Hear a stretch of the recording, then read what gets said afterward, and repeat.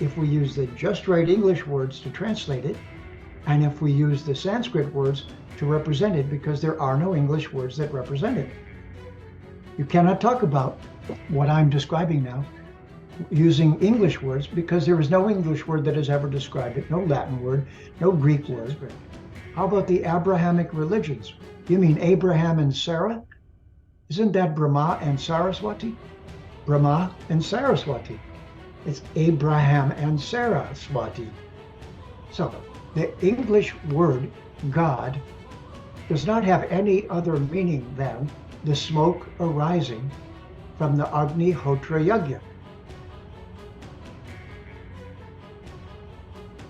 Namaste, Jeffrey ji. Welcome to our program. Namaste, Jeffrey ji.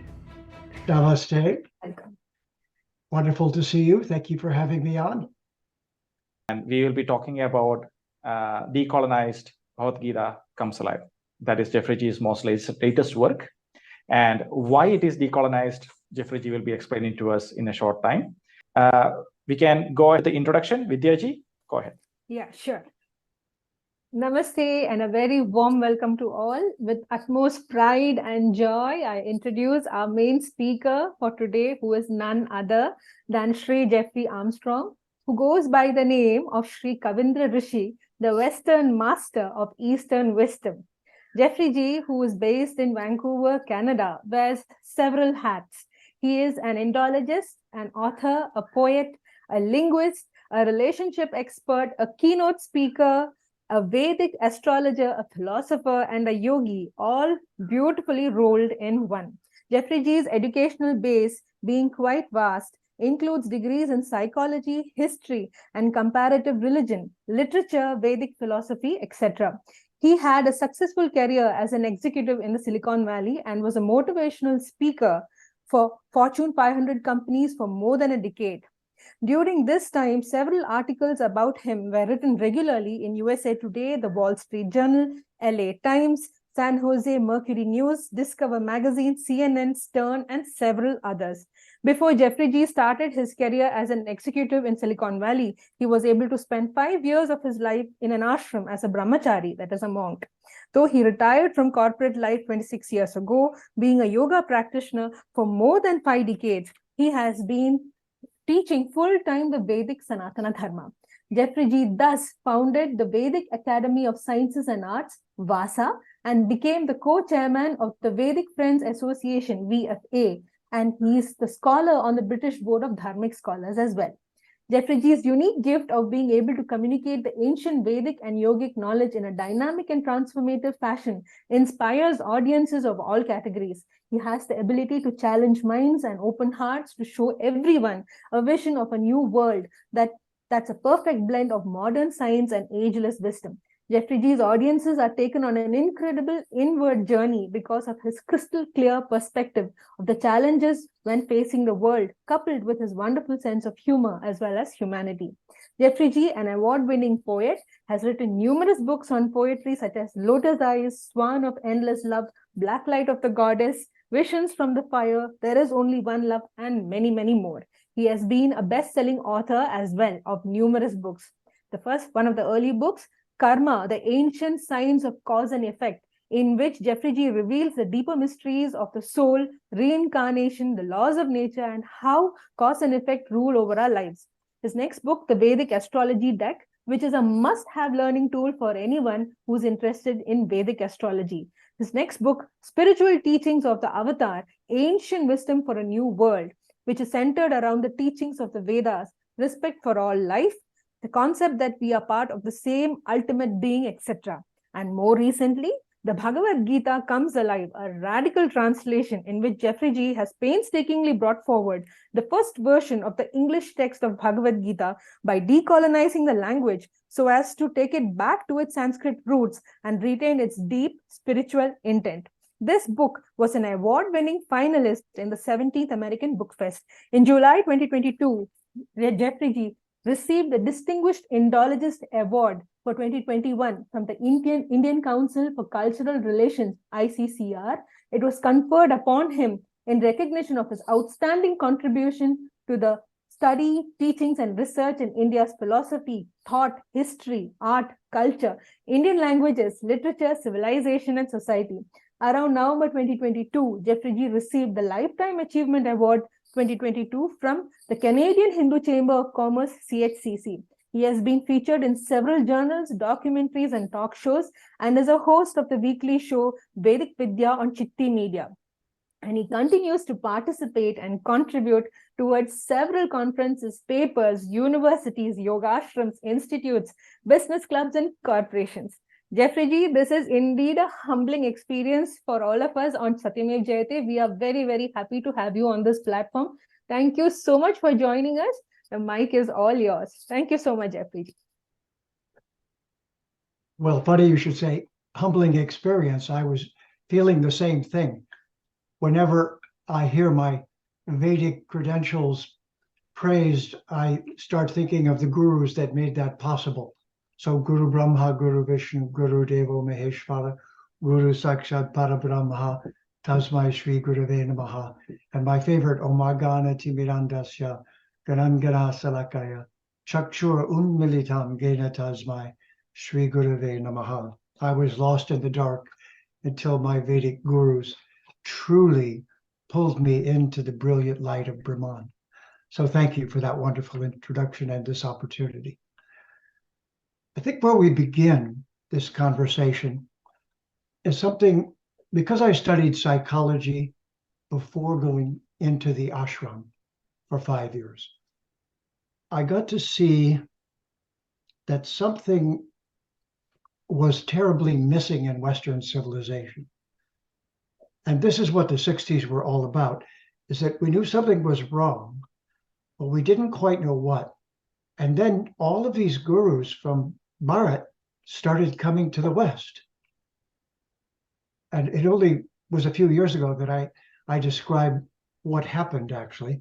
You see, the British went to India and stole everything. They took the crown jewels. They were called the crown jewel of the British Empire. And so they took Lakshmi. They stole Lakshmi from Bharat. Now, as you must know, Lakshmi and Vishnu do not like to be separated. So Vishnu came to the West to come get her.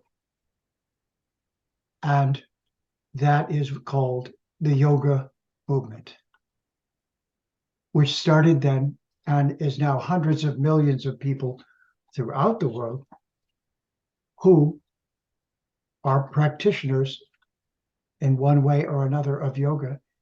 And so many gurus have come and brought aspects of the Vedic Vidya. But along with that has come the dilemma that also we need to talk about. And that dilemma is the religions of the world, the Abrahamic religions, call themselves the people of a book. And that's because they only have one book, and it's not particularly literate, and it's in languages that drift over time. So it's difficult to say what the problem is, or it was, until after years of consideration and studying Sanskritam with a Benares Pandit who had memorized the 4,000 grammatical rules of the Ashtadhyayi Panini, then I knew what a Pandit was, which I am not. But my guru of Sanskritam was. He was Pandita. And so when exposed to all of this, I realized that this was an opportunity in history, but it was also a sort of backlash from what had happened before, which was literally the Catholic Church set out a papal bull telling Christians around the world to go everywhere and steal whatever they find in the name of Jesus, to take over those people and convert them to Christianity. This is the most dark and un-Christian hour of the Catholic Church. But what they put in motion is otherwise known as colonization. And the British became very good at that, as it turns out. And so they became the pirates who robbed the Spanish and other people, the Dutch. When they would steal things from other cultures, the British would steal them from them as pirates. So finally, the English language takes a central role in all of this. And this is where our discussion begins, because the real secret of the Vedic culture is the Sanskrit language. It is the most perfect language on our planet. And it's very important to start there so we don't end up in endless arguments and debates and various lineages, because the Vedic culture has a library. And if you don't know what to do with a library, it could seem very confusing. So this is our discussion tonight. I finally, coming in as I did from the outside, there was no way I was going to read everything. I tried my best. And if you try your best in that way, one of my dear friends is a scholar named Nilesh Oak right now. Nilesh has done wonderful service to the Vedic community by showing conclusively that the Ramayana and the Mahabharata, the two itihasas, the two stories of avatars of Vishnu coming to earth, can be dated by the information, the astronomical information that is given in each of them in Sanskrit.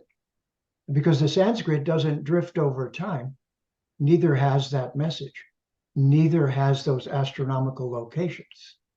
So what Nilesh conclusively proved is that 7,000 years ago, the Bhagavad Gita was spoken by the avatar Krishna, Bhagavad, Shri Bhagavad coming to earth, and 14,000 years ago, the Ramayana was enacted and written down in Sanskrit.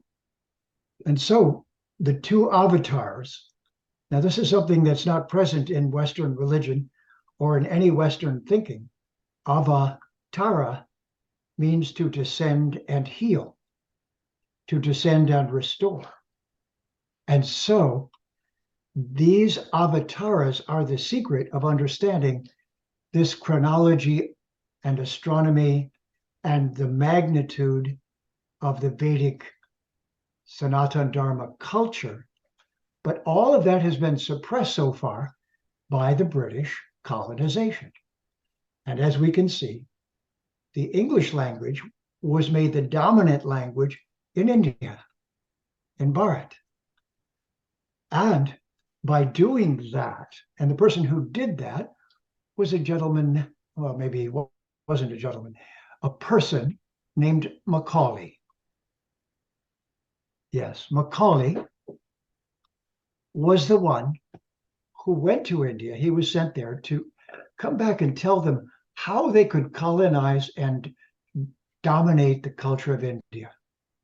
And he came back and went before the House of Lords, and he said, I've been to India, and I'm certain that we must stop funding the teaching of Sanskrit and Arabic, and we must teach them English so that we can completely dominate their culture.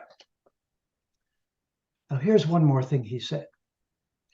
He said, an English bookshelf of this size has more valuable information than the entire Sanskrit library of India. That's how ignorant Macaulay was. That's how unaware they were of the real magnitude of the Vedic Vidya, or even the scope and perfection of the Sanskrit language. But nonetheless, I call this Macaulayization. This was colonization. It's very important to understand.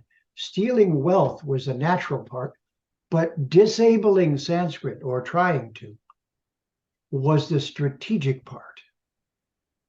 To disable Sanskrit by no longer teaching it, so that the culture on which Sanskrit, that rests upon Sanskrit as its basis, If you remove the teaching of Sanskrit, you disable that culture. You disable that library. And you replace it with English, which just happens to be perhaps the sloppiest language on our planet in terms of grammar and precision. But what English does have to a huge degree is object words. Why? Because they went out in the world and stole every object they could get their hands on. So object words are hugely numerous in the English language. So then, where's the problem? Glad you asked. The problem in English is meaning words. Words that are supposedly conveying meaning. Let me give you an example. This is a word that everyone who knows English knows. So tell me, please, what is the meaning of the word God? Now, I want to know, there's no object meaning because God, whatever it is not an object. It's not an apple. It's not a truck. It's not a car. The word car comes from the word karana and karma. But it's not a, so what is the word God actually mean? So get ready to laugh. The word God is a word that came from German because German wasn't based in Latin, it was based in Sanskrit. The German language is a derivative of Sanskrit. And so the word hutam, which occurs in the Gita 4 times, it is the smoke arising from a Agnihotra Yajna performed in the Vedic culture. When the offering is placed in the fire, into the mouth of Agni, the smoke arises. That smoke is called hutam. That hutam was pronounced in German as gutam, G-H-U-T-A-M. That was transformed in Dutch to gut, and in English to God. So the English word God does not have any other meaning than the smoke arising from the Agnihotra Yajna, as an offering of thanks is made to the devas and devis for what we've received from nature. Before we eat, we don't say grace. We send smoke up into the sky while we cook the food, say thank you so much. I promise to take care and of nature of Matabhumi and obey the laws of nature. So what happened to me was, after studying the knowledge, I then began to ponder over this dilemma of language. I saw what colonization had done, and then I could see that the word God is just blowing smoke. It does not have a literal meaning.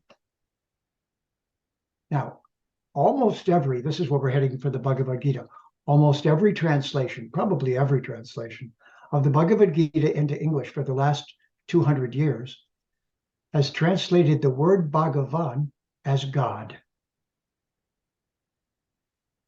And yet the word God simply means the smoke from an Agnihotra Yajna. That's all it means. It has no other meaning. The rest is just in people's heads. It's not its meaning, it's what they're saying it means. That's not what it means. This is called etymology, following words, or nirupta in Sanskrit, following words back to their roots. So, this word God doesn't really have meaning. It's just used differently by each person, and they're thinking of something different when they use it. The word Bhagavan is the word in the Bhagavad Gita, is the ultimate supreme being who appeared as an avatar, spoke the Bhagavad Gita, was on the ground at the time of the Mahabharata. That avatar of the ultimate and supreme being is known as Bhagavan. Now, Bhagavan has a very precise Sanskrit meaning in the Sanskrit language. Bhaga, which means the 6 desirable realities which all human beings are in pursuit of: beauty, wealth, strength, fame, knowledge, and generosity or renunciation. Those are the bhagas. There are 6 bhagas. And van means one who possesses them to an unlimited degree. The word van gave us the word van. The bigger car that holds all of our belongings is van. These are Sanskrit words hiding in English. But Bhagavan is a word full of profound meaning.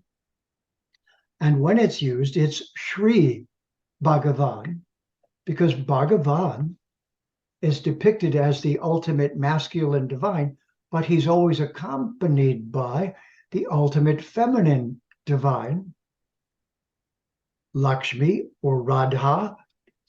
In all of these ways, Bhagavan is a meaning word with very precise, very specific, very elaborate meanings, and with many synonyms that add to its meaning.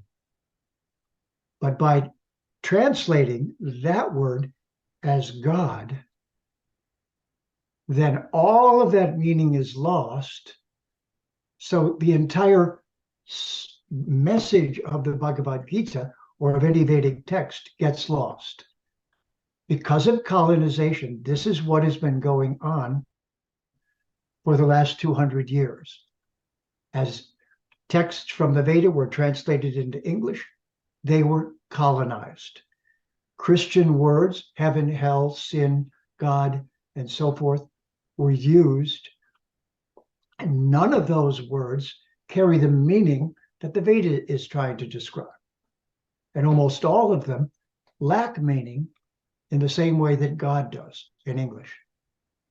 So this is the work that I've been doing for the last 10, 12 years, to decolonize, to decolonize the translation of Vedic Vidya into English, and to find the English words that can be used to define Sanskrit words without being mistaken, without ruining the word. But because the English words are very vague, you must have an etymological dictionary. You must have a dictionary which traces the word to its root. I'll give you one more example. If you have issues with your heart, you go to a particular kind of doctor. You go to a cardiologist. So the word in Latin is cardia, and it means heart. That same word in Sanskrit is hridaya. It's the Hari Daya. It's the dais or seat. It's the Vyasasana on which Hari is sitting. Hari is sitting upon our hearts, the Hridaya. But that became in Latin cardia, and in English cardiac. So when people say cardiac, they don't think they're saying a Sanskrit word, they think they're saying an English word. This is the way English is. It's just filled with all of these crazy Sanskrit words that people don't see and hear. So this is part of a process of distortion, which the British intended, but even they didn't know all the nuances because they didn't know Sanskrit.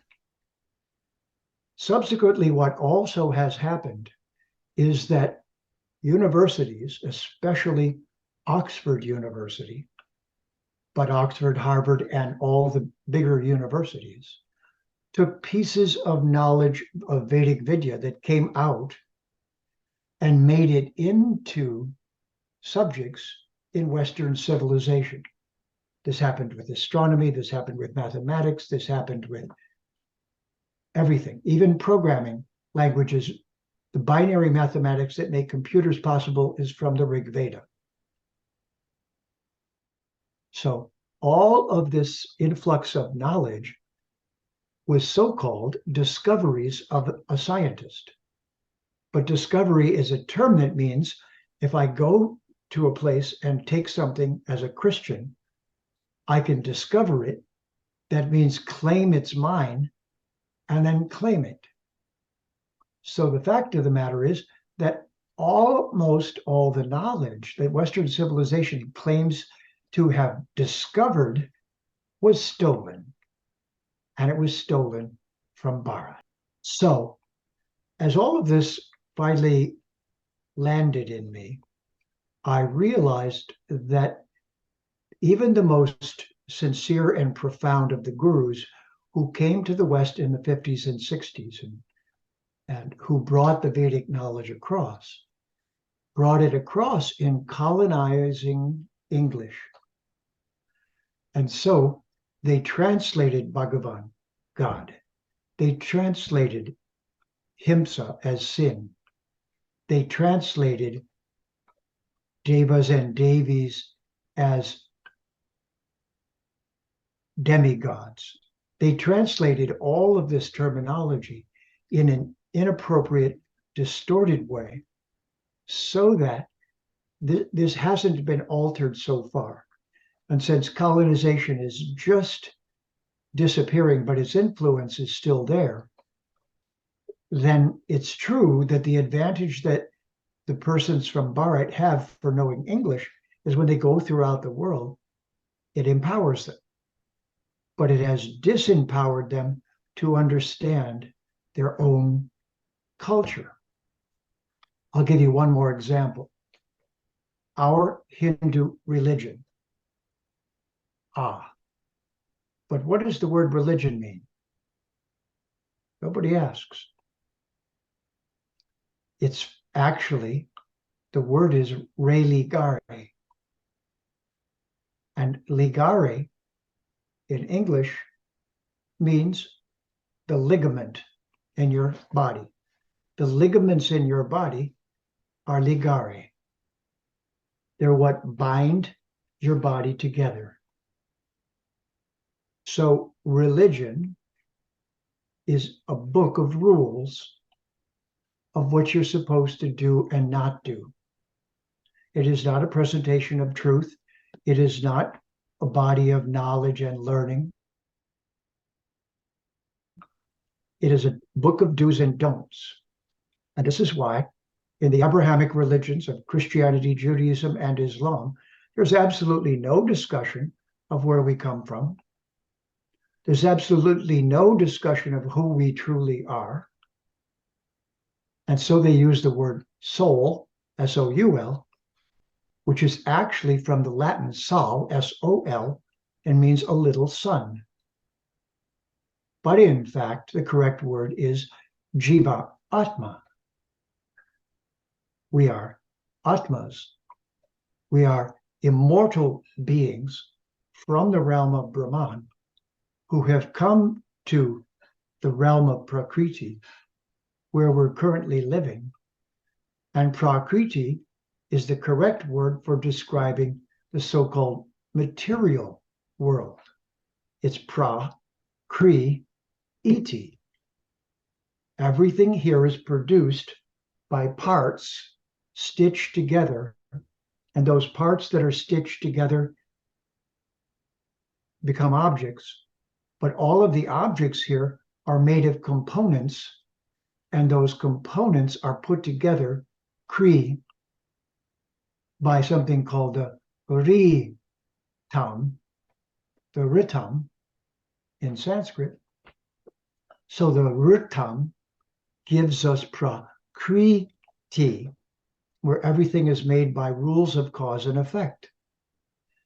But because science, so-called, and religion, so-called, because Christianity and the scientists don't like each other, then they have taken the word science as a word they invented, instead of understanding that the Vedic civilization is based upon Na iti, neti neti. What's neti based upon? The ritam. So this ritam give us the English words, reading, the same re, writing, written, arithmetic, reading, writing, arithmetic are all based on the ritam. No one in English knows that. And so all of this transfer of knowledge that came across from Bharat to the West is still not understood. The West is still claiming to have discovered all these truths. They did not discover them. They stole them from the Veda, because the Veda is a vast library of knowledge. Now, this leads us to our discussion tonight, which is about a particular book in that library of knowledge, which is one of the 3 books that the acharyas, or authorities on Vedic knowledge, have determined to be the very essence of the entire library. And they are called the Prasthana Trayi. This is the Vedanta Sutras of Veda Vyas, written at the same time when Bhagavan Sri Krishna was on the ground 7,000 years ago. Also, the Vedanta Sutras were written down by Veda Vyas. And secondary to that, as a result of that, also the Bhagavad Purana was given, because it explains the Leela of Sri Bhagavan descending as Sri Krishna with his associates, the gopis and Radha and so forth, during that avatar 7,000 years ago. But this understanding of the Prasthana Trayi is the Vedanta Sutras, 10 of the 108 Upanishads, 10 of the principal Upanishads. So Isha Upanishad, Prajna Upanishad, Chandogya Upanishad, in each of those, Om Purnamada Purnamidam Purnat Purnamudachate Purnasya Purnamadaya Purnameva Vasisyate, first invocatory verse of the Isha Upanishad. Those 10 Upanishads and the Vedanta Sutras are the 2 pillars of explaining the Veda. The last is the Bhagavad Gita, the 3rd pillar. The conversation between Sri Bhagavan and Arjan while Sri Bhagavan was on the ground and at the beginning of the Battle of Kurukshetra, as narrated in the Mahabharata. Now, as it turns out, the Vedanta Sutras are the most difficult and challenging Vedic text because they're so concise. The Upanishads are the older Vedic texts from the Rig Veda, Samaveda, Atharva Veda, Yajur Veda. All of those places have these dispensations of a particular kind of knowing, and then 10 of those were chosen as the most precise amongst them. Upanishad means sitting at the knee of the Guru and hearing the ancient knowledge as it is passed down in Sanskritam, in the language we now call Sanskrit.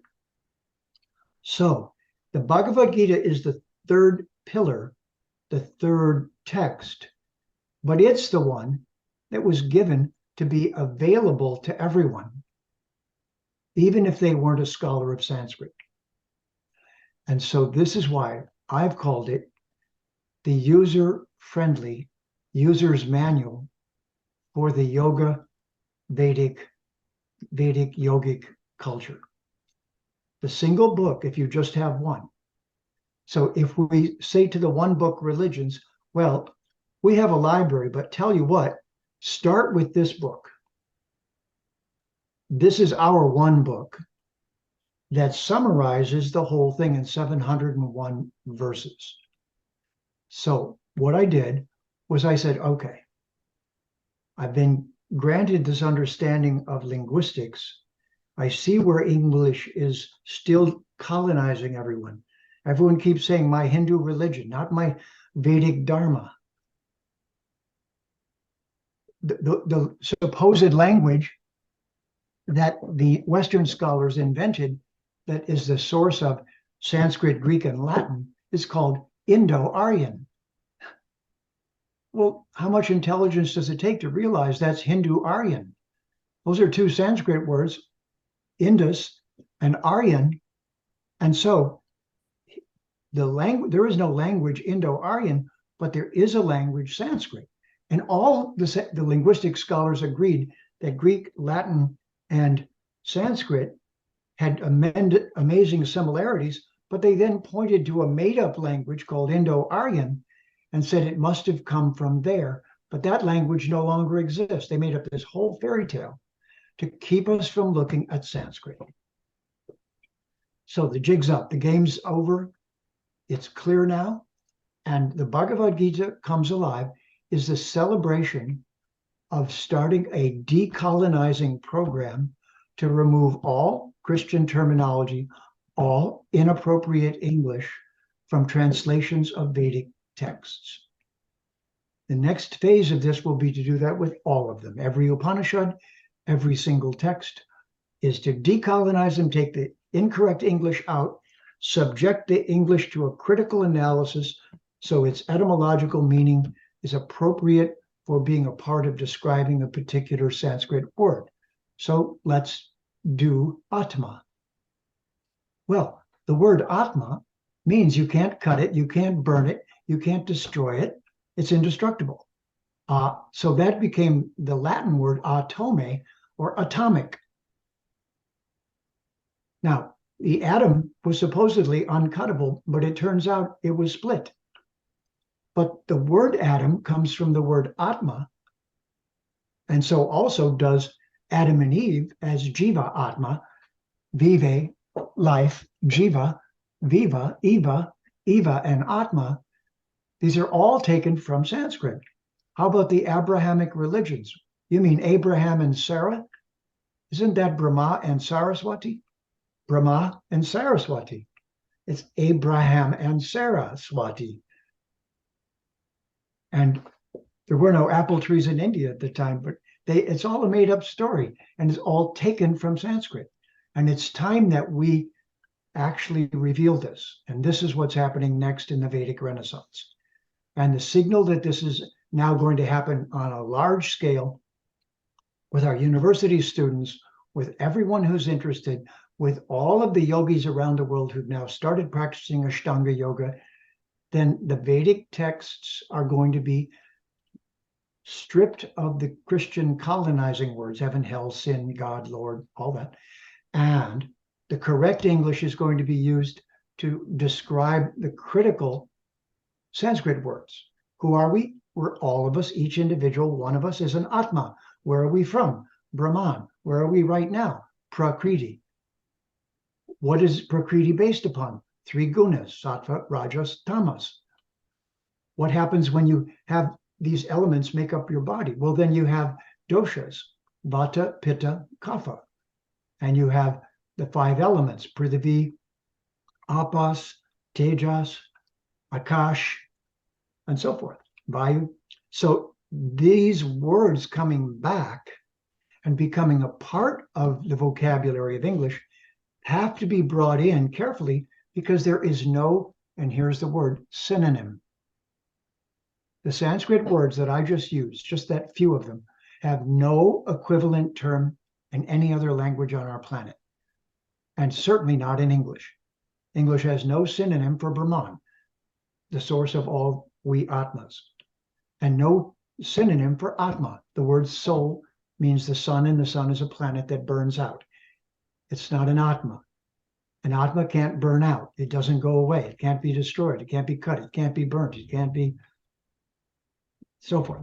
So it's time for us, we Vedic practitioners, to take charge of this conversation, to take it away from the universities, away from, because they were just the helpers, like Oxford was just the British university that helped colonization.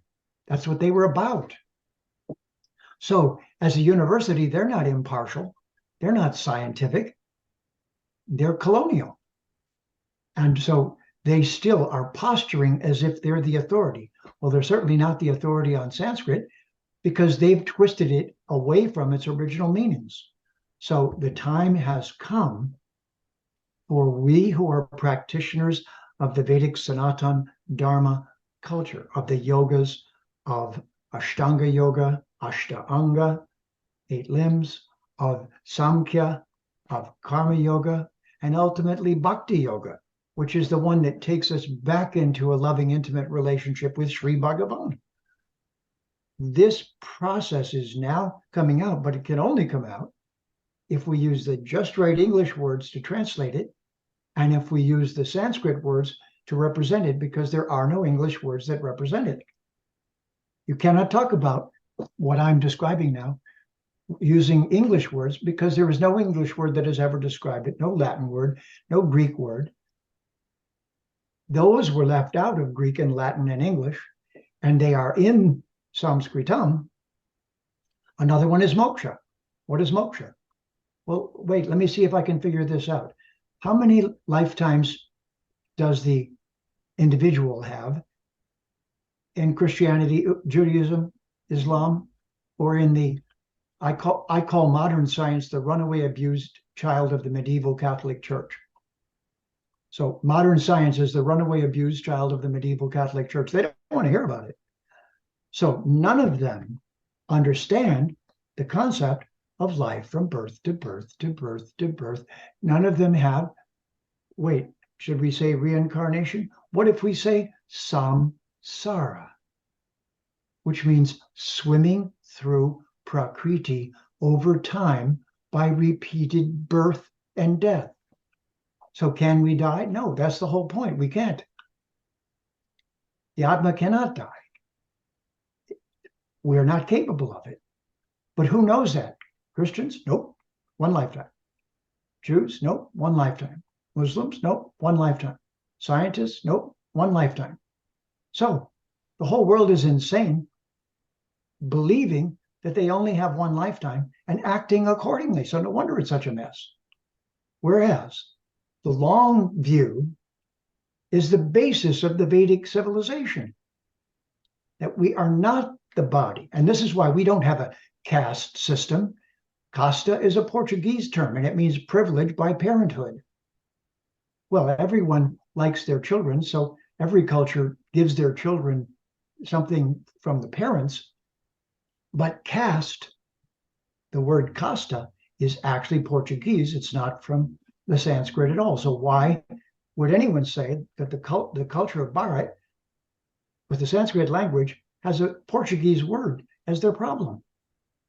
Instead, we have varnas. What are varnas? Well, it means the particular body that you've been born in and the nature of that body. Does it act like a fire body, an earth body, a water body, an air body? So what would be the appropriate work to give to somebody in a fire body? Something that requires power and strength and determination and conflict. What about a water body? Nurturing, caring, nursing, and so forth. What about a vata? What about a sensitive body? Thinking, doing sensitive things that require precision and careful consideration. But those are our abilities. They're not a prejudicial system of privilege because of birth. They're what can you do? They're names for your ability. All of this has been made a mess of and needs to be re-explained. This whole conversation has not been led by Sanskrit pundits, gurus, and teachers, but they have, and we're so grateful, gone to the West. So this is what I like to say. Remember what I said, Lakshmi got stolen? Well, Vishnu came and brought her back as the yoga movement. The yoga movement brought what else back? The feminine divine. The female has no place in the Abrahamic religions. A little bit in Judaism, but not much. The Shekinah is as close as they get. Islam, Christianity, nada, nothing. There's no explanation of the feminine. She might as well just be an extra with no need for explanation. But in the Vedic culture, there's Shiva, Durga, there's Brahma, Saraswati, there's Vishnu, Lakshmi, and before that, there's Bhagavan and Bhagavati, there's Krishna and Radha. And so the masculine and feminine are archetypes. And they're archetypes descending into the material realm from the realm of Brahman. But all of this is yet to be explained to the world. And this is our opportunity now for everyone from Bharat and for all of us. So here, the next thing is, of course, that what do you think? Reincarnation? Samsara? What does that mean? Swimming from life to life? So I'll tell you a funny story. My father was in the Air Force in World War II. My father. At age 19, he was flying a C-47 and he was stationed in Mumbai.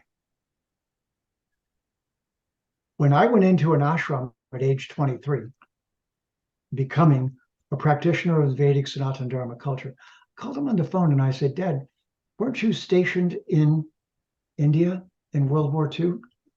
He said, yeah. I said, where? And he told me. And I said, okay, so did you ever swim in any rivers? And he said, yeah, the Ganga or something like that. Now, what is the saying? If a man swims in the Ganga, the Atmas who are coming back for reincarnation get inside his body. And if he gets someone pregnant, they're the Atma that goes into the body of that pregnancy. So I then said to him, I said, so did you go to any temples? And he said, yeah. And I said, did they give you anything to eat when you went to the temples? So he said, yeah, prasad or something like that. Prasad. My 20-year-old father, caught him in a war he didn't understand, living in a country he didn't know anything about, visited a temple. And what do you think that the Brahmin, who was the Pujari, said to him? May you have a son devoted to Vishnu. And that would be me, 1946. So this is what's going on. Right now, we are Atmas from another time who said to Bhagavan, I'd love to be of some seva. What can I do? Anything you want. Just send me where you want. And here we are. Here we all are. And if you wake up into this Vedic Vidya and say, oh, finally my questions are answered. Finally, I see it. So I want to add one thing to this, lest anyone think that this is a colonizing process as well. The only way one can share the Vedic Vidya is not with coercion, not for conversion, but as a friendly conversation. That's what this is. It's a friendly conversation. Yes, lovely. It's the Bhagavad Gita is the friendly conversation. And that's exactly what Bhagavan says to Arjan in chapter 2. In the beginning, he says, you know, Arjun, I'm going to explain myself to you because you and I are best friends. So I like to call this the user-friendly user's manual for the Vedic Sanatana Dharma civilization. If you only give one book to your children, teach them this first. Make it clear. And that's why I decolonized it, decolonialized it, demacaulayized it, took out all the incorrect English words, left Sanskrit words in so that the reader would learn enough of them that they have a vocabulary of Sanskrit to do what? To have a bigger world view. So think of it that way. Without the Sanskritam, we cannot have the world view. And so what do we call the alphabet in Sanskrit? Devanagari. All right. So who are the Devas and Devis? They're the divine helpers that make the universe possible. They're the workers in the corporation we call the entirety of existence here within matter. They're the archetypes. They're the different departments of nature. They're the laws of nature, if you will. So this culture is trying to make us Duratma or Mahatma. Yes, Mahatma. trying to take us from a small-minded Atma, only thinking selfishly, influenced by tamas and rajas, so that our guna becomes sattva, so that we learn how to live as the Gita tells us. So literally the Gita is the user's manual for being an Atma. And if we understand that, we can teach it to our children, especially if they're studying English and going out into the world. If they don't also know that about their culture, they'll get lost in the immensity of the library. People will say, oh, it's a big confusing culture, nobody can make up their mind. That's absolutely not true. It's a very precise culture. It has the ultimate programming language, Sanskritam, as its basis, and it's Devanagari. The Devas and Devis, meaning all the laws and truths of nature, live inside of Sanskrit in its vibrations. So this is the last piece. From that comes the mantras. Sombur Bhuvasva Tatsavitur Vareniyam Bhargo Devasya Dhimahi Dio Yona Prachodayat. So I'm an English poet. In English, I call that all three worlds in which we dwell, filled with shining light descending. Mother, Father, we are like you. With your love, we now are blending. Blending, not disappearing, developing in a relationship. So why do yogis get up every morning and say Om Bhu Bhuvasva, above where I am, below where I am, and where I am? Tat Savitur Varanium, that sacred understanding is descending. Bhargo Devasya Dhimahi, Dio Yona Prachodayat. I'm just like that in my essential nature. So this process is yoga. Yoga is the reconnecting. And the technology of reconnecting is Devanagari. The Devas live in the language, in the vibration, and they guide us to see and understand the reality that constitutes everything that we can see and is beyond what we can see. And this is yoga. Yoga is reconnecting. And we choose to reconnect. Why? Because we're a jiva atma, because we're an individual. So no one tells us we have to do it. No one threatens us with going to hell. We're not going to go to hell. We're just going to take birth again and again and again and again and again. So I have a little joke that I was born a born-again Christian, but it didn't answer my questions. So now I'm a born again and again and again and again and again and again yogi.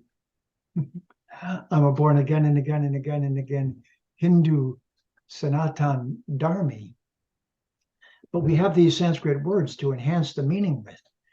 And this is the next step on our planet. We either will have Mahatma viewpoint and technology will be used for the benefit of everyone.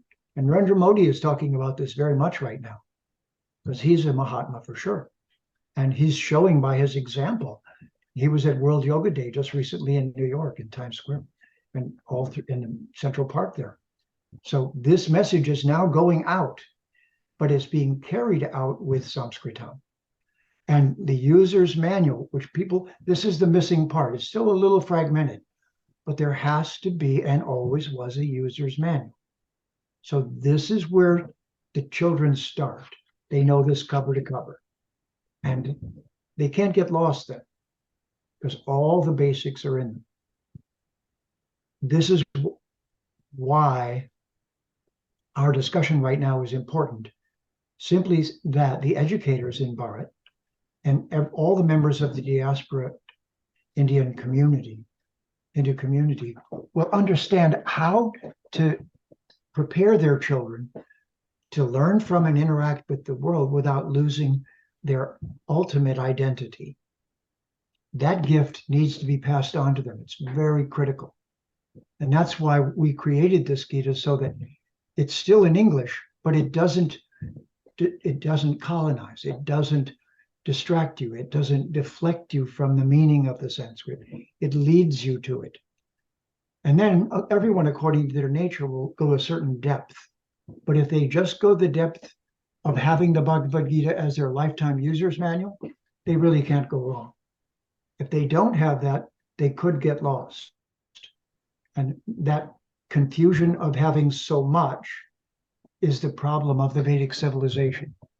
It has so much great knowledge, and colonization purposely created chaos and confusion, and that hasn't been remedied yet. So my request to everyone, my hope, is that this will inspire that.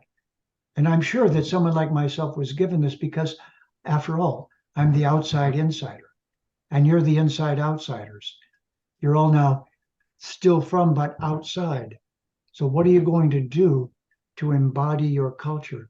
You're not going to go out and convert people and tell them they're going to go to hell if they don't do what you say. It's not like that. We're going to be user-friendly. And so there's another Sanskrit word that everyone from the Vedic culture should know. When they go to have a conversation with someone and want to share this Vedic Vidya, they should try to ask questions and establish the adhikari of the person they're talking to, right? Adhikari means what is their level of interest and qualification so that you know how to respond to them in a respectful way that will take them to the next step of understanding. So you'll teach them a Sanskrit word. They'll say reincarnation, and you say, yes, carne means meat. That's a rough way to say getting into the meat again. So yes, you put on the meat suit again. But if we actually call it samsara, then you can realize that you're an immortal being, not with one life, but you can't die. But your bodies will die again and again and again and again. That you can't stop. But you could reestablish yourself as the part that cannot die. Om Purnamada Purnamidam Purnat Purnamudachite Ishupanasham Purnasya Purnamadaya Purnameva Vashishyate. So I believe I'm going to hand it back to you now for Q&A, but this is the premise of decolonizing, and of making this user's manual available to all sincere individuals. Over to you. Thank you, Vidya. Thank you. Thank you, Jeffrey. Ravi. Thank you, Jeffrey. That was very enlightening. And it also shows actually how misinformed we were in terms of using words or understanding of the words too. It was a very enlightening talk. Vidya, your impression? I'm bowled over, Jeffrey, bowled over. It's mind-blowing, and I can't wait to delve deeper into the book that you have brought forward. I'm so glad that I got this copy. And I'm hoping that whoever sees this, at least they can start with getting this book. It's going to go a long way. And like you rightly said, we need to decolonize. I think first we need to decolonize our minds, because each time you were saying something mind-blowing, I was going, oh my God. And I was like, oh no, I shouldn't be saying God again. So thank you so much. It was a beautiful experience listening to you, a lifetime experience listening to you, Jeffrey. It's really, really grateful. Thank you. It's a pleasure to be safe. And I will hand over to Sandyji for a message for everyone.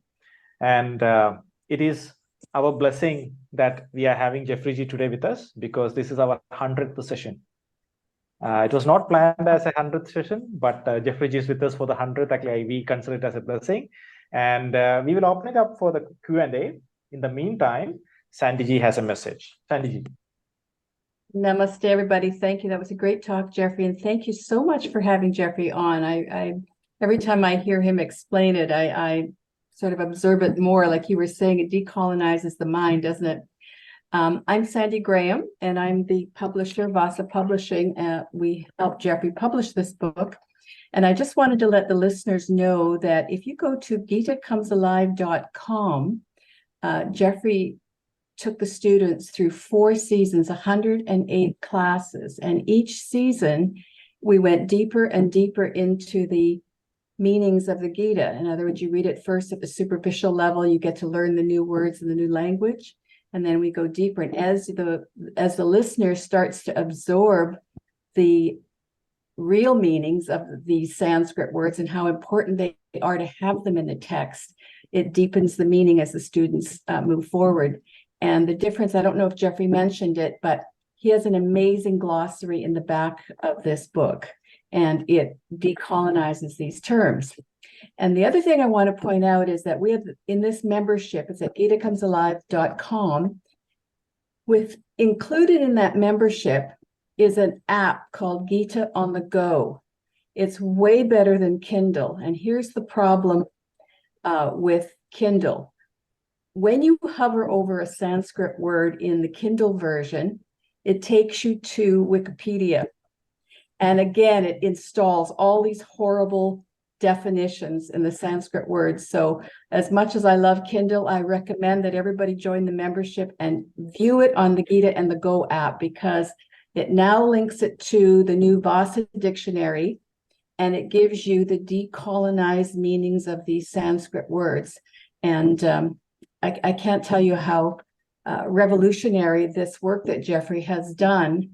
And it's just the first step, we hope, in many, many more of these Vedic texts being decolonized. And Jeffrey is right now working on another book that we'll be publishing very soon called 108 words, every Sanskrit words, every yogi must know. He's also working on another book, 100 words that were used to colonize India. So we're looking forward to having those out this fall. And I'll pass it back to you. And thank you very much again for having him on. The first question is from Vidya ji herself. Vidya ji? Yeah, thank you, Ravi. Actually, Jeffrey ji, this is something which was playing on my mind. Two questions, actually. One is, when was it that your initial, when you were very, very young, that initial moment of realization that, that you needed to turn towards Sanatana Dharma and that you are a devotee of Bhagavan Vishnu? That is one question. And the second question is, in the chapters, the Vishwarupa Darshana Yoga, in that, how did you manage to decolonize all those terms? Because there are so many words describing Bhagavan in that. So that chapter alone must have been a humongous task of, decolonizing. So how did you manage that? So 2 questions. Thank you, Jeffrey ji. Thank you very much, Vidya. The process always begins with dissatisfaction. Interestingly enough, during the 60s, the Rolling Stones, not anyone I recommend someone follow and be like, but they wrote a song called I Can't Get No Satisfaction. In a funny sort of a way, that song signaled the end of thinking that material pleasure was going to really make you ultimately happy. That generation, and I was in that generation as one of its leaders, quickly realized that enhancing your pleasure, in a sense, just deepened the quandary. It deepened the problem. And it raised the questions. What is this that I'm so attracted to that I can't resist? And that is the definition of Bhagavan. That is the definition of Krishna. In fact, the word Krishna means that being who is ultimately attractive completely to the highest degree toward everyone. There's another Sanskrit word, and it's Trishna. And Trishna means addictively attracted to something and that cannot lead you to the ultimate. Probably the word attrition came from that. So this Krishna consciousness arises from Trishna consciousness, bringing you to the end of the rope, na iti, na iti, na iti, na iti.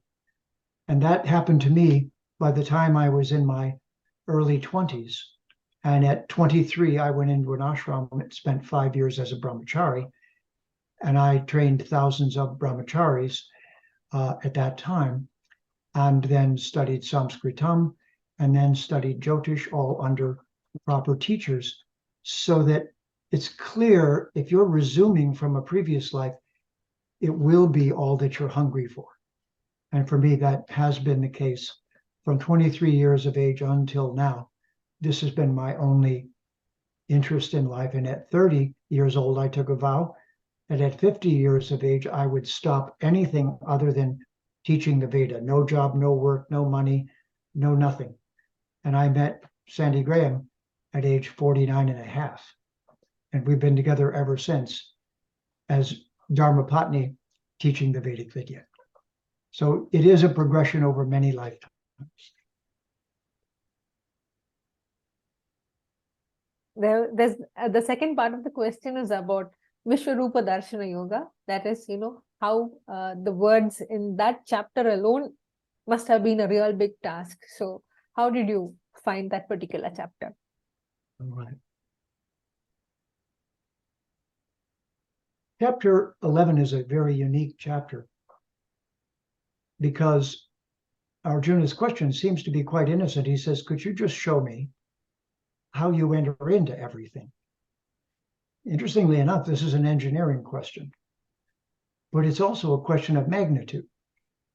And what is most unique about the Bhagavad Gita is that this is the ultimate supreme person being personal with another Jiva Atma, like us. In other words, this is an invitation to a person-to-person, te-ta-te, to a direct relationship between each one of ourselves as an Atma and Sri Bhagavan. But of course, the magnitude of Sri Bhagavan gets in the way because the magnitude is so great that we, in a sense, we lose our ability to stay in the conversation. So there's a term for this. Maya is the deluding effect that Prakriti has upon us. Yoga Maya is the attracting effect that Krishna has upon us in the highest stages of yogic awareness. So this is a great secret. But the magnitude of fear, Arjun was so afraid, and he was the ultimate warrior. But after seeing the entire universe, and the last thing he sees is that everything is being eaten, devoured. Nothing is going to survive within Prakriti. And at the same time, he also sees that nothing is dying. And so this is his initiation. Initiation means to be let in. And this is what the Bhagavad Gita does. We're let in to the higher state of consciousness. And what is that called? Darshan, drishti. We're given direct vision of it. So this chapter 11 is the breaking point for any avoidance of seeing the magnitude. Pretty much this is what's happening with modern science right now. We're poised on the edge of totally destroying ourselves and the planet. It would just take a couple of hours and we'd be done. So we're actually staring in the face of the Virata Purusha of chapter 11. And if you're not afraid, you're not paying attention. If you're not thinking, oh my gosh, we could destroy the whole thing just like that. So isn't it an amazing time that Sri Bhagavan showed us that, and now we're showing it to ourselves as well. And anyone who's got any heart and any intelligence is looking around and going, okay, we've got to get past this point. We've got to move to another state, and that state can't be hateful, hurtful, destructive. It's got to be a higher state of seeing one another in a just right way and of having a relationship to the source of everything. So your question is quite useful because it's where we're being led. And I view this moment in history right now as exactly like chapter 11. We are seeing the Virata Purusha every day. And technology has taken us there. So now what can we do to use technology to go to the more beautiful step of a truly loving relationship with Bhagavan is probably the question of the hour, which is why Sandy and I are so inspired with the work that we're doing to try to bring that to everyone's attention so that they can join in and be more voices doing that same lovely thing. So thank you for that great question. Thank you. One of the other things that we did in chapter 11 and other throughout the book is that when things were listed where Krishna says, I'm this, I'm this, I'm this, I'm this, we actually put in, like, if I'm Vayu, then we explained it. And so he took the liberty to give the reader a little bit more detail about who these names were, because if you're not from the culture, you are unfamiliar with these Sanskrit names, and readers get lost in it. So we decided the names were important. We couldn't leave them out. So we have to leave the name in, but we had to give the reader a little bit more explanation. So we made lists throughout the Gita as people read it, so that the student is forced to stop and take each one in separately. And eventually the students memorize it better that way. Thank you, Sandyji. Thank you so much. Thank you. We will go to the questionnaires now. We have 3 questionnaires in the panel, and we will stop over there. And those who are in the audience, kindly follow our club as well as follow the moderators. We have more programs coming up. Prakash is the first one to ask the question. Prakash, go ahead. Thank you, moderators. Namaste, Jeffrey. This was surprisingly. Namaste. This was a surprisingly, enlightening session for me because shocking as well. Some of the revelations I heard here. My question for you is recently we have been seeing a lot of efforts from many preachers who are doing religious conversions in India, in Bharat. That is, they are doing this dharma parivartan. They are trying to find parallels for many religious prophets, for example, Jesus Christ or Muhammad in Vedas, certain part of Vedas, and not Vedas. Some of them are in Puranas as well. So my question is, do you think this is a new wave of colonization, or some purposeful effort is going on to again colonize India? Thank you so much. Your question is very important. There's only really one answer, and that is that we have to make sure that everyone is surviving at a level so that they can progress. So we have to take an interest in all living entities, and as far as possible, make sure that they're fed and that they have dignified occupations, activities that they can do so that they feel a part of society. We have to rearrange the way monies are distributed and spent and thought of. One of the most obvious hypocritical things is that the people saying you have a caste system are passing billions of dollars on to their children. Now, that's worse than a caste system. That's a caste of thieves giving their money that they got because of being clever. It's not their money. It's the money that could make a difference in the whole planet. And then they're giving it to their children who have no qualification whatsoever. Now that's caste. That's casta. That's a problem. So we have to learn to talk about the state of the whole world. And that is to say, we have to see every living entity as valuable. And we have to try to arrange, not just to give them charity, but for them to have a dignified lifestyle. It's lifestyle that is the real solution, not just free food for people that are hungry. That's the start of the conversation. But the next step is, how do we live on the planet? And unless we solve that, then how can people get any kind of determination to have a future when they don't even have a present? So I believe that we're at a historical moment, and I've named it the Vedic Renaissance because I believe that representatives of Bharat can go out into the world and really teach Sanatan Dharma. It is Dharma. It is a way of living and caring for every living entity, every creature, every law of nature, it's a way of understanding that, and I like to use this as the way to remember it, but our being called human in English, human, is from humus, which is soil. But humus and human are from bhumi, the name for our planet. Humi, you just dropped the B, it's humus, humi. We're Bhumi beings.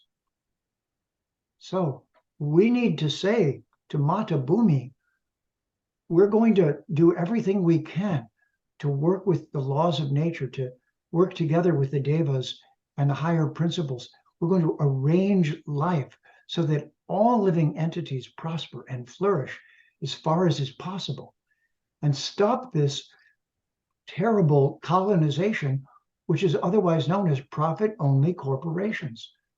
Profit-only corporations are just the continued colonization of the world, and it's destroying the world.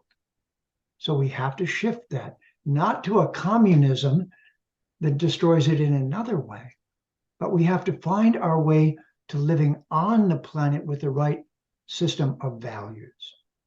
We have to learn to talk about this, make it a discourse that we have, learn how to do it in every climate, every climatic region, and we have to involve everyone in this as far as possible.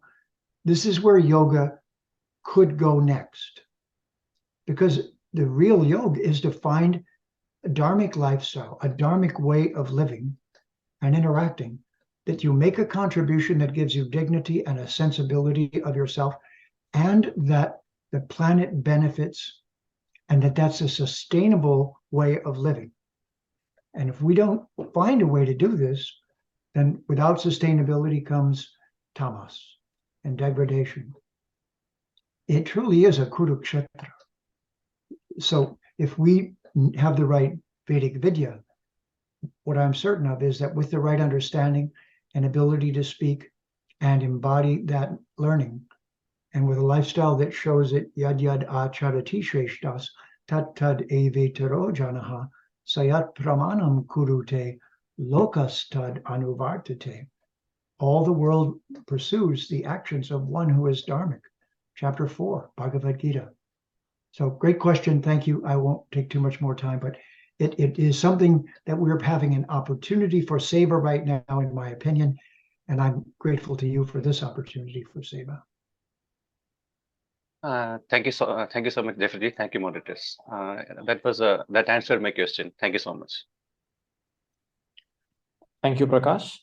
And I would like to request from our audience, Ed is there. Ed, if you would like to come up, I have given you an invite. Please take up the invite and come to the audience panel. Bhagat, you can ask your question. Thanks. Great speech, Jeffrey G. This is really enlightening as well. I just want to let you know that, back in 2008, when I was going through a personal crisis and there was an economic crisis going on as well in the US, I watched one of your videos on Vedic astrology, and it completely blew my mind. And you, among many others, were one of the reasons why I started looking inwards towards our culture. I want to let you know that people like you are in a unique position because of the gift that you have with language and the use of language and articulation, as well as your knowledge of the Vedas. You're an asset. You're an asset to Indians, India, Hinduism, and you're a gift for all of us. And we should cherish having you amongst us. And I hope you continue writing books and spreading the knowledge. I just wanted to ask you one question, which is, I wonder if you have heard of a book called The American Veda by Phil Goldberg. That brings into perspective how India has influenced the West, in particular America. And given your unique position, you might also know a lot about that subject. And if you write a book in the same direction, that would really be awesome. Thanks.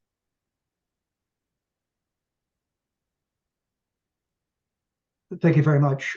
Indeed, I'm so pleased to be of some inspiration. And yes, it is, if you'll have that person be in touch with Sandy and myself and with our organization, we're just right now, in the same way that when I watched Narendra Modi speak, I was so proud. I thought, because we met him back in Gujarat when he was the PM there, before he became in charge of the whole country. And we were at the RSS Shabir. So in this journey that we've been in, we've been watching these dharmic players start to have an influence. And what I would say is that if everyone can learn how to speak properly, just add a few words to their vocabulary. You don't have to become a pundit. You don't have to become a world greatest scholar. But it is important to become articulate and to share a vocabulary so that we begin to create a movement where we have common terminology. But it's not this woke and all this other kind of terminology that is just creating chaos and more animosity. It's a conversation about how to work together to change this situation. And if that conversation is what Sanskrit leads us to, because that's the point, is that we're not trying to convert anyone to anything, but what we're offering is the Veda as an opportunity for them to advance in consciousness at their own rate as they are hungry. But together, what we can do is something amazing.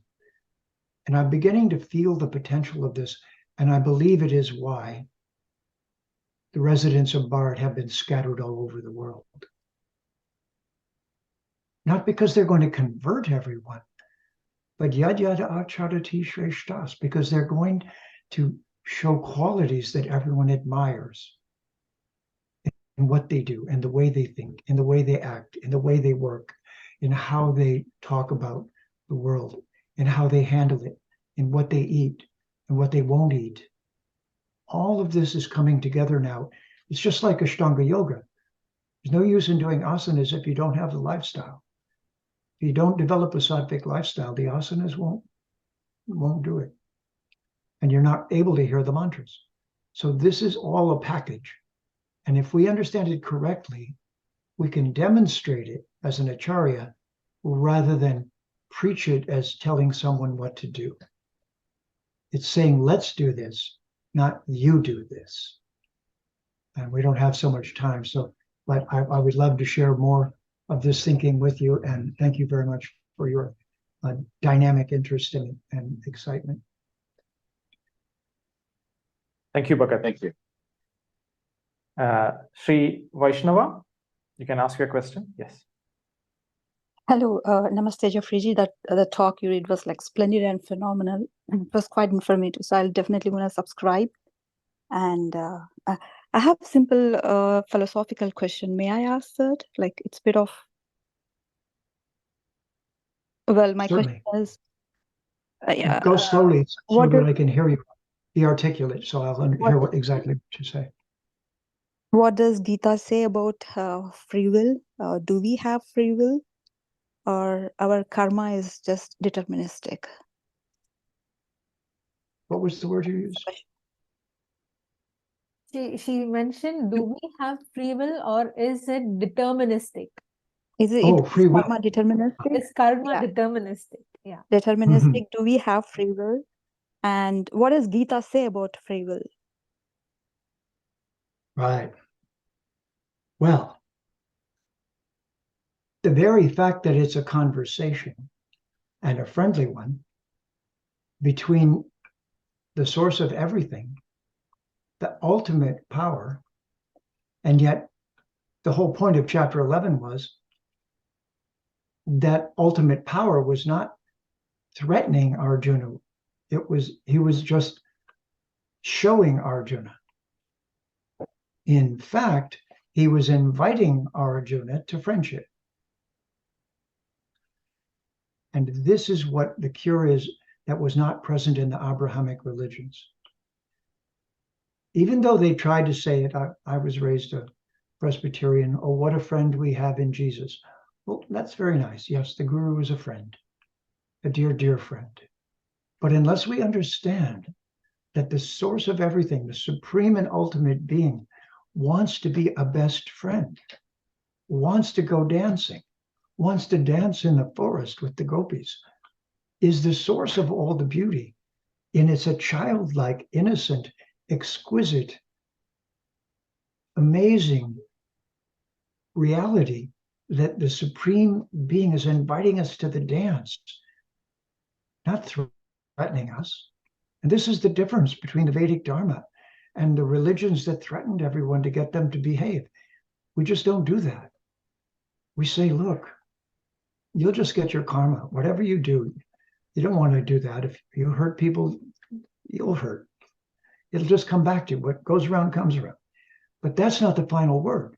The final word is the ultimate supreme being wants to go into deeper and deeper and more beautiful and more aesthetically beautiful, loving intimacy with you, if you're willing, when you're ready. You don't have to. You can wait as long as you want. You can put it off forever. Or you can say, you know, Bhagavanji, I get it. I finally got it. And you know what? I'm yours. Both hands up. I'm yours. You just decide what to do with me. I still have free will, but I give it to you on purpose, voluntarily. Let's do something beautiful together. Please use me to do something beautiful, please. The mood changes. This is called rasa. So it is a well-known thing amongst acharyas that because bhakti is achintya, that love of that magnitude can really exist and not just be a projection.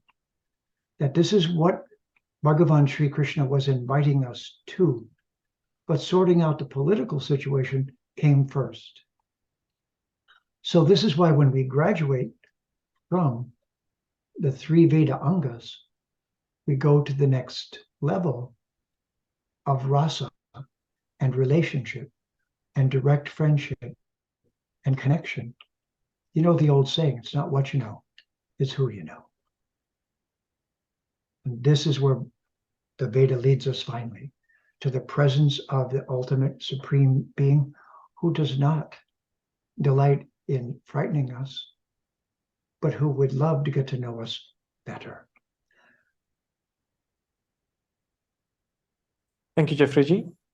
We were supposed to have the last question now, but I will ask one more question from the audience, which is very important. That's why I'm taking it. Ed from the audience is asking, is there a way I can help in introducing this to universities in Australia?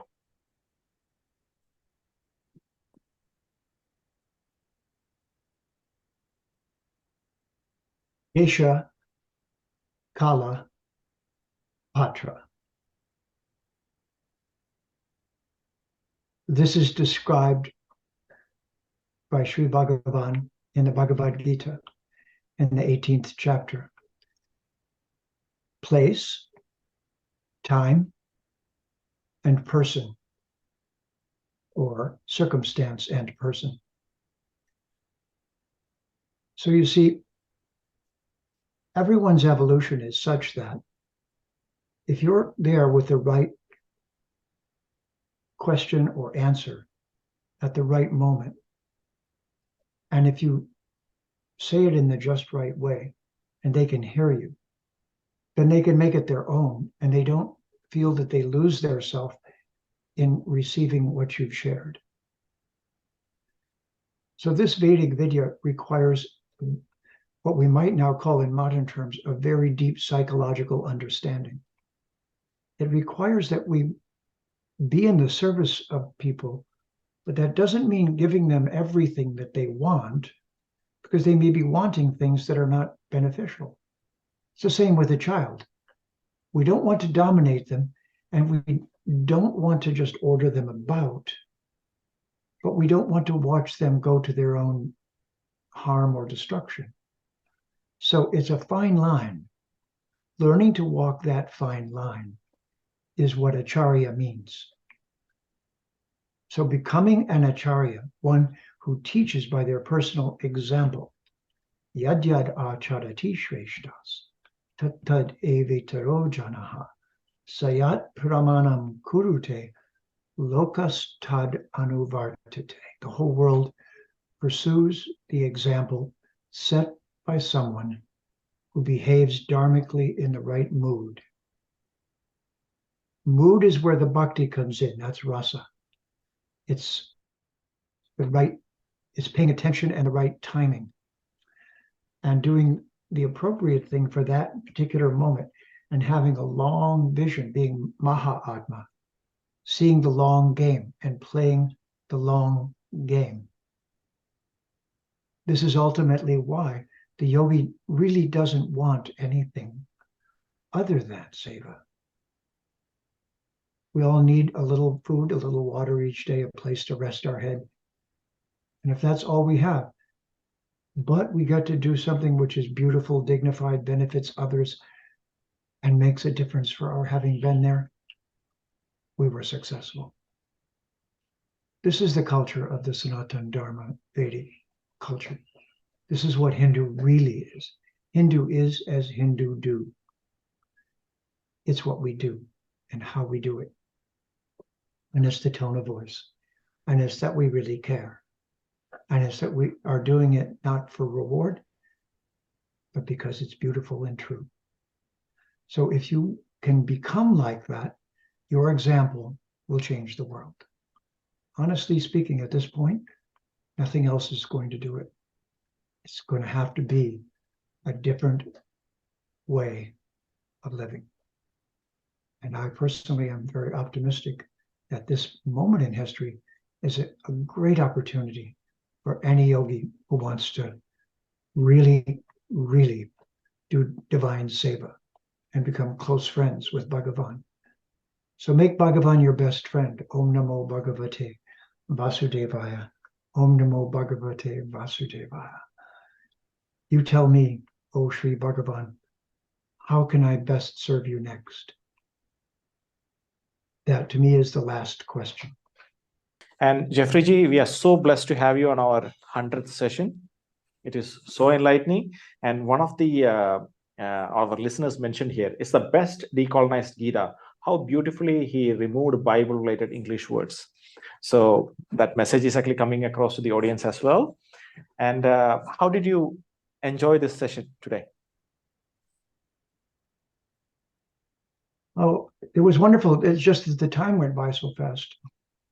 I mean, we have to stop. Yes. What else is there? It's already been late, so probably I can stop at this point. Vidyaji, any comments before we close? Just gratitude, Jeffrey. For me, it was a divine experience right from the beginning of the session, right till this very moment. It has been, the word is exhilaration. I'm just feeling so charged and motivated listening to what you have been saying. And I'm just praying that more and more people come across, they are able to avail of this and they understand the importance of the work that you have done. And wishing you all the very best in all your future endeavors. I'm praying that you are able to decolonize all the texts, whichever needs to be decolonized. So all the best. Thank you very much, Jeffrey. Wishing you all the best. Yeah. May I share one more assistance, any help you may need?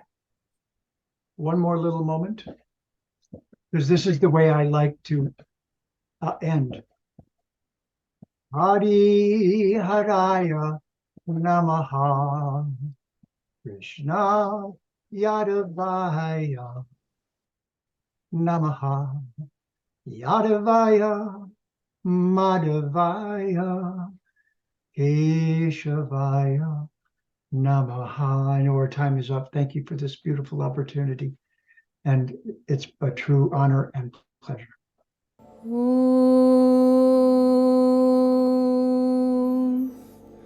Satyameva Jayate Nandritam Satyena Pantha Vitato Devayanaha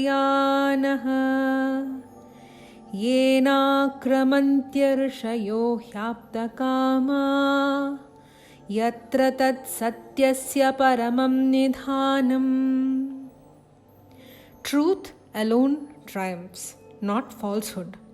Through truth, the divine path is spread out. Through this path, the sages who have conquered their desires completely attain the supreme treasure of truth.